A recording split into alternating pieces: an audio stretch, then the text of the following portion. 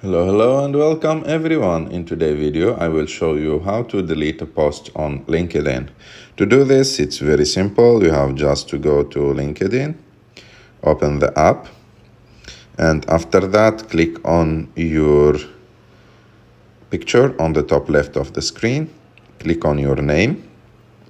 After that scroll down until you will find activity, and in activity click on show all posts, and here when you will see your posts, so to delete a post you have to click on the three dots next to it, and after that click on delete post and click on delete again.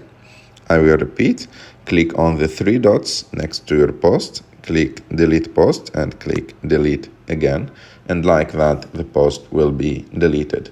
I hope that you like this video. If you like this video, don't forget to subscribe to our channel, to like this video, and see you